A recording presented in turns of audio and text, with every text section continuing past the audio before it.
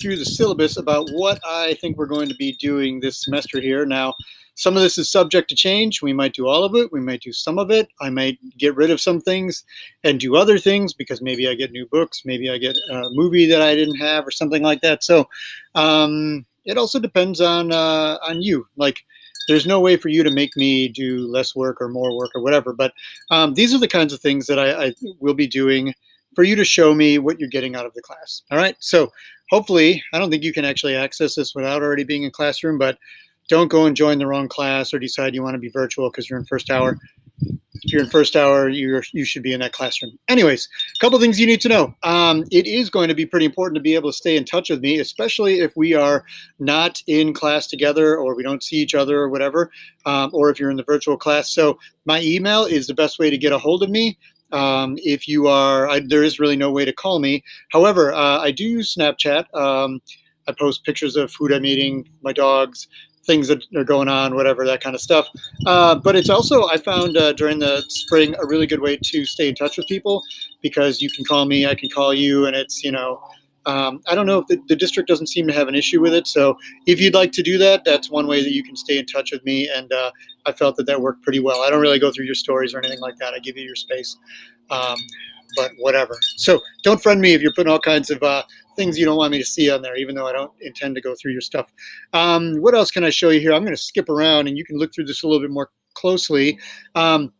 Safety stuff we will go through in class. If you are virtual, you don't need to know about the fire and tornado and shelter in place and stuff like that. I mean, you do, but you don't need to know as far as I'm concerned because you are going to be at home doing your own thing and hopefully you are safe and content where you are at.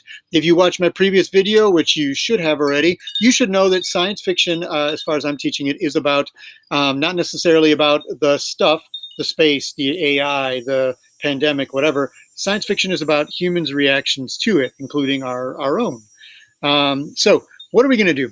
These are some things that I know we're going to do. And the other ones, as we get further on, past number 3, those will be in different order. But I don't have it all figured out yet. I just know we're going to do the first 2 things, and we'll see where that gets us. So you're going to get a book. I did make a admittedly long-winded book talk about all of the books, and I have like 25 books in class. I would have done this in class, and I may still do it in class if you are in class with me. But I think books make a little bit more sense to people if you have somebody recommend it to them. And so these are all books that I find to be very dear, and they're fantastic for the class. So if you haven't already, there is a link in here, I believe, for you to, I was going to put the link in there. Totally didn't do that yet. You can go to the link and watch that if you have not already. By next Wednesday, I would like you to know, or actually before that, I'd like you to know what book you're going to read so I can give it to you because I have the suspicion that we may go virtual at any moment. So I want to be able to get that book to you. I have a few audiobooks and I have a few ebooks, but the selections are limited on that. So I have a lot of real books. But what are you going to do? You're going to read a book. You're going to get about 5 weeks to read it, which is about 65 pages a week, depending on which one you pick. I have some that are shorter. I have some that are like 500 pages. It depends on what you want to read. I don't love it when you pick it based on, the length of the book, but hey, you do you, and that's fine. And if you are not a real strong reader, my job is to help you with that. And if you don't think of yourself as a reader, that's kind of a self-fulfilling prophecy, and like, you'll never think of yourself as a reader. And the thing about books is that, like, I can summarize books to you. I can tell you the end of a movie. I can tell you WALL-E is a movie about this robot that does this and then that and whatever, and like summarize it. That's not the same as the experience of reading it and taking things from it that maybe the authors didn't intend you to do. So reading a book is you interacting with the text, taking something from it, and it's knowledge that you make for yourself. You're not just being told what to get out of it. That's the same as like reading Spark Notes or Schmoop or whatever. Like, those are helpful. I love those. I think they're helpful. There's a bee nearby. But they're not the same as you reading a book. That's you reading Schmoop. That's you reading somebody who read the book telling you what they think you should get from the book. And if you're the kind of person who just wants to be told what to think and then what to do based on what they told you, you got issues, man. Like, you got to think for yourself. WALL-E. We're going to check out WALL-E, as I've mentioned a few times here. WALL-E's great. Pixar has yet to make a movie that's not a little bit dark, and this one is no different. We are going to check this one out, and we're going to look at what are some of the messages that are going on in it. I can't say I'm going to ruin WALL-E for you, but I'm going to point out some pretty dark things that are going on in the movie. And then after this, it gets a little bit negotiable. I like to read the short story called Story of Your Life. and then watch the movie version of that to compare and contrast, because I really think that books are not necessarily more important than movies. Movies are not necessarily more important than books, but they are both very important. I imagine that's getting kind of loud. So we're going to put that down here for now. Okay. So I think they are good complements of each other. If you watch a movie and then read the book, you'll probably appreciate the book, and it may help you understand the book. If you read a book and then you watch the movie, I have yet to have somebody who doesn't say like, the book is better, because it usually is better. And the reason for that is because of intimacy. Like when you read a book, you get into somebody's head. You get to be more intimate with somebody than you will literally ever be with anybody other than yourself. You can have relationships, you can be in love, but you can't be in somebody's head. You can't be, a character in the Hunger Games. You can't be a character in Inception, some book we're reading, Dune or whatever. You can't be in anybody's head except when you are in their head in the book.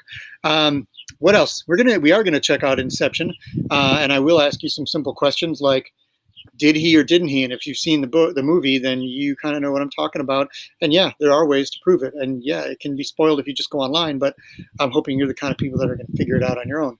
Interstellar is some really great hard science fiction. It is based on some real great scientific theory, but then there is also some Hollywood going on in there. We'll take a look at that and talk about black holes and space travel and that kind of thing. We'll do something called the World of the Future, where you will do some research on a topic that you're interested in. Maybe you want to know about what we're going to be eating in years. Maybe you want to know about what is it called? The CRISPR, where you are able to like manipulate your own genes and kind of custom make your own children one day, and make them the way that you want. Or maybe artificial intelligence, maybe climate change. Maybe you want to know if we're going to have water in 50 years, or I don't know which thing you're interested in. So you can research it, and then you're going to make a presentation of your findings. And if we're in class, you'll present that in class. If you're virtual, then I'm going to show you how to make a video, and you're going to make a short video where you use pictures and video and whatever, and you kind of talk either into the camera as I'm doing, or you just narrate and you're not on camera and whatever. On one hand, it's just you researching, but on the other hand, it's you getting some of those skills that I think are so valuable for you, being able to make a video and put it together for others, or to be able to speak in class to people around you and to teach them something, which is, I think, a game changer for people. Do you trust this computer? This is possibly the scariest movie that I'm going to show you. It is a nonfiction documentary, and documentary is kind of a relative term. It's based in truth, but there could be people's agendas and whatever, but it is pretty truthy about artificial intelligence and the things we should be excited about and the things we should be worried about with artificial intelligence looming every day. About that time, you'll be finishing your first book and doing the assignment for that. More on that later. I'll be helping you through that anyways. And novel too. You'll be picking a second book and either listening to it, reading it, or those are the only ways I think you can consume the book.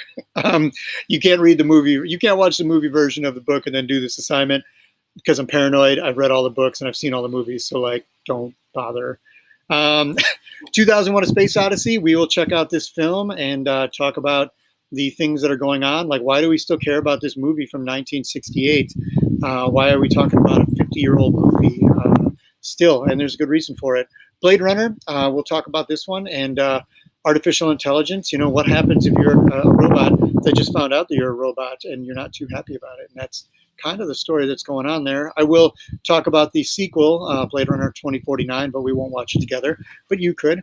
And then that kind of takes us to this thing I call Project 3, which is you reading a third book or watching a bunch of science fiction movies outside of what we watched, or binging a TV show. There is maybe room for a video game, like campaign of some sort or something like that, but it's got to be something that fits along with the things that we're studying, where you study movie, TV show, video game, book, whatever, and then you kind of create your own project. Like, what did you get out of it? How did you apply yourself to this, and what did you take from it? And those projects are usually a blast. Like, people paint stuff, they make trailers, they make movies, they sculpt things or whatever.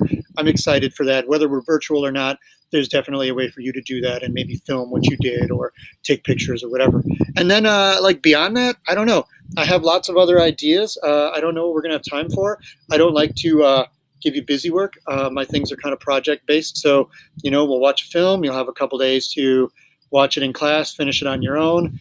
work on the assignment, maybe work on it in class a little bit with me, or with other people, socially distanced, of course. But I'm not interested in just giving you like work, work, work, work, work. I'm more interested in going deep into a few things rather than touching on 100 things just a little bit. Okay. And I think that even if you didn't take the science fiction class, being able to do that is something that's applicable to whatever you're going to get into after high school. So maybe you never read another book, but you could if you needed to. What can I tell you here? Check Classroom and your email every day. I know your email is probably a hot mess, like drinking from a fire hose of like everything all at once because they don't teach you how to filter. And perhaps I will make a short video showing you how to do that. But check that every day because posts that I make show up.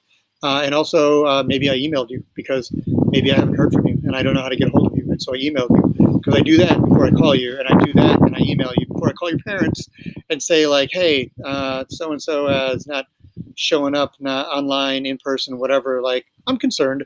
I'm not trying to get you, but you took this class and, there's no tourists. And if you don't show up and you don't do any of the work, I don't have any easy answers for you at the end of the semester.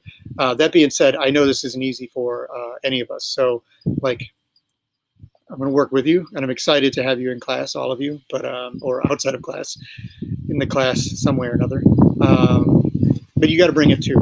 Let's see, announcements from me. I may post videos once or twice a week, maybe more than that. I'm going to ask you to read 65 pages a week.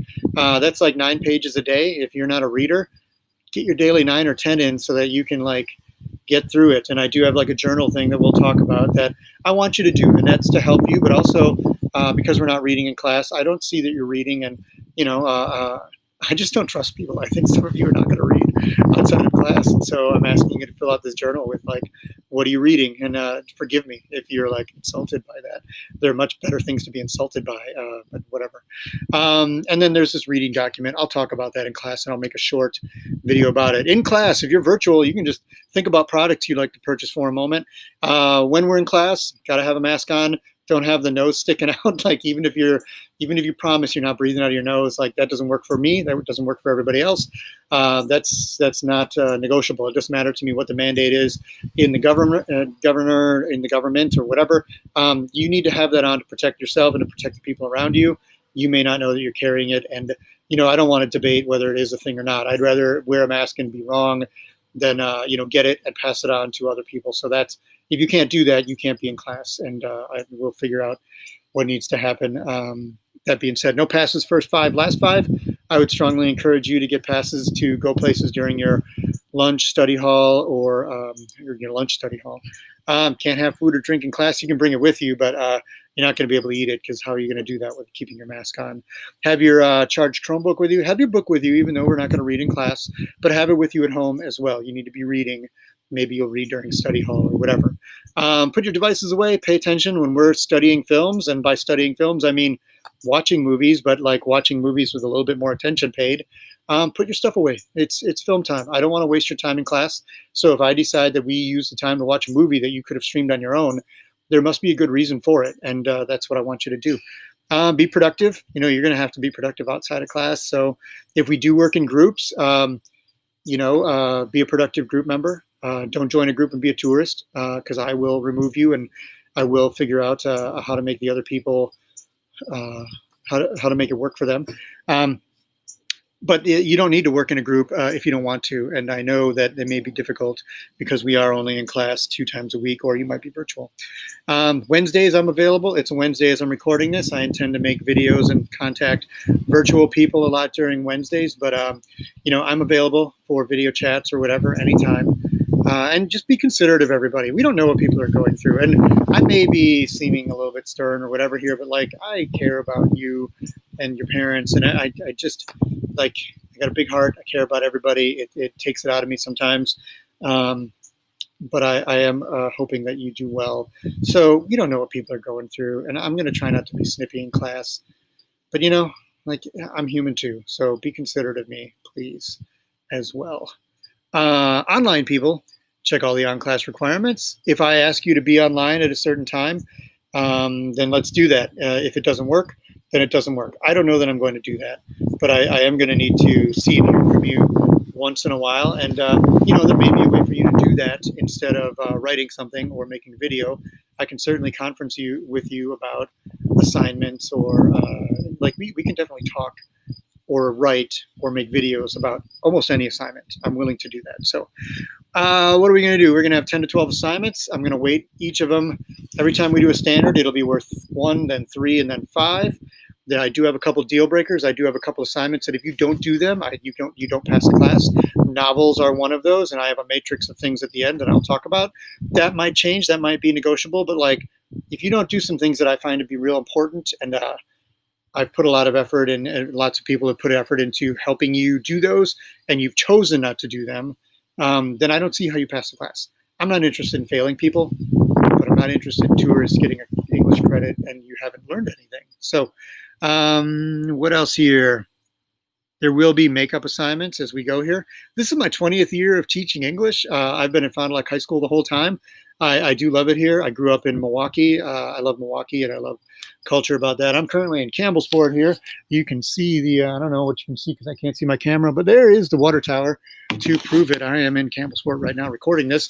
I do read a lot. I watch a lot of TV and movies. If you follow that Snapchat thing, you'll see I do post reviews, and I do try to keep track of things that I'm into. And this is just a picture of, like, you know, things that I did over the summer. Although I'll be honest, I did this last summer. I didn't make a new picture. Forgive me.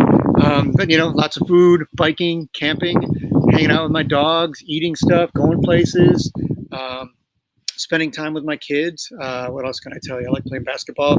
I do rep the Bucks. I do like a lot of individual players other than that. But I lived in England for 6 months when I was at Cambridge University during college, which is a pretty life-changing experience. I do have 3 kids, Killian, Harper, and Abraham. They are in 11th, 9th, and 7th grade. My wife is a teacher at Campbellsport Middle School. She's a science teacher. Sometimes I have people who have met her and had her, and she's fantastic, and she's a good teacher and a good wife and mother and all that. I do have, these are all real and legitimate degrees. The Master of Disaster 1978, General Disaster Creation, and Master of Puppets and all that. And the other ones, like I do have a master's in English and creative writing and that kind of thing. And like, I'm licensed to do this job. I know what I'm doing, at least on paper, but I feel like I know what I'm doing. These are some books that I do feel like I've gone through here. What I've got at the end, and I'll probably talk about this a little bit more here, these are the things you need to do to pass in the red.